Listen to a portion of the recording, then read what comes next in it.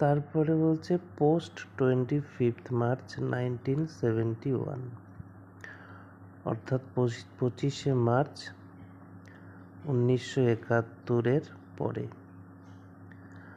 অর্থাৎ 25 মার্চ 1971 পরে যারা আসামে এসেছেন তাদের জন্য নিচের নিয়ম প্রযোজ্য।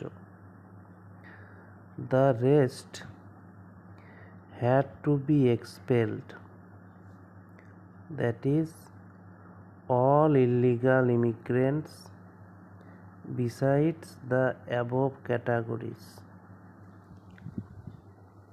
অর্থাৎ বাকি যারা ছিল সবাইকে বহিষ্কার করতে হবে। বহিষ্কার মানে দেশ থেকে বের করতে হবে,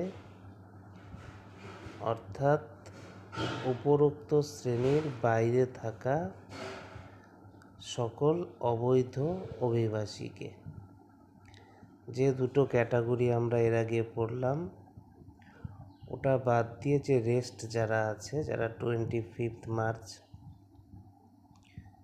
1971 পরে আসামে এসেছিল তাদের সবাইকে বহিষ্কার করতে হবে।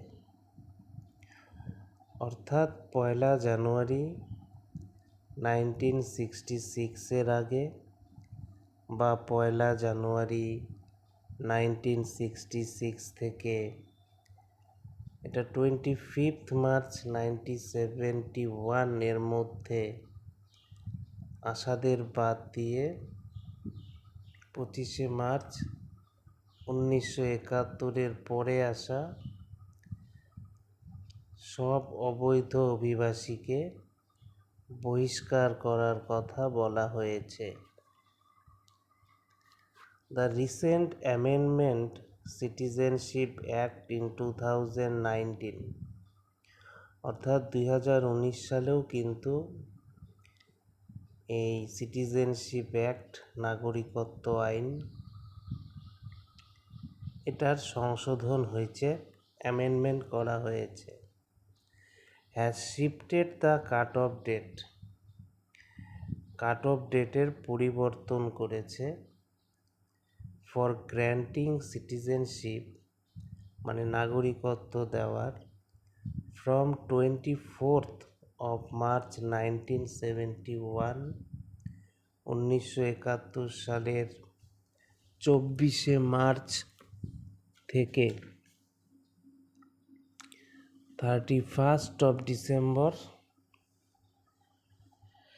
2024 পর্যন্ত, 2014 সালের 31 ডিসেম্বর পর্যন্ত করা হয়েছে। অর্থাৎ সিএএ, সিটিজেনশিপ অ্যামেন্ডমেন্ট অ্যাক্ট 2019 অধীনে নির্দিষ্ট কিছু যোগ্য ব্যক্তির ক্ষেত্রে নাগরিকত্বের কাট অফ তারিখ 24 মার্চ 1971 থেকে বাড়িয়ে 31 ডিসেম্বর 2014 করা হয়েছে।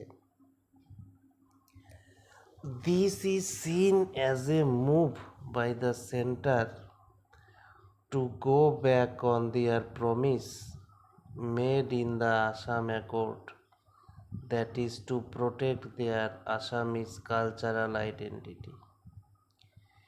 এটিকে কেন্দ্র সরকারের এমন একটি পদক্ষেপ হিসাবে দেখা হয় যা আসাম চুক্তিতে করা প্রতিশ্রুতি, অর্থাৎ আসামের সাংস্কৃতিক পরিচয় রক্ষা করার অঙ্গীকার থেকে সরে আসার মতো বলে অনেকে মনে করেন।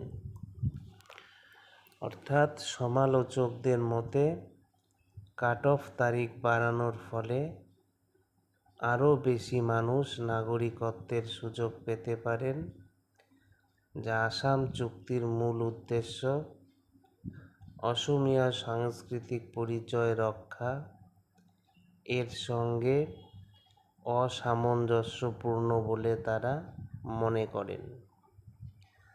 তাহলে আসাম চুক্তির কাট অফ তারিখ কি বলছে? 24 মার্চ 1971 মধ্যরাত পর্যন্ত। আর CAA 2019 নির্দিষ্ট যোগ্য ব্যক্তিদের জন্য কাট অফ করেছে 31 ডিসেম্বর 2014 অবধি।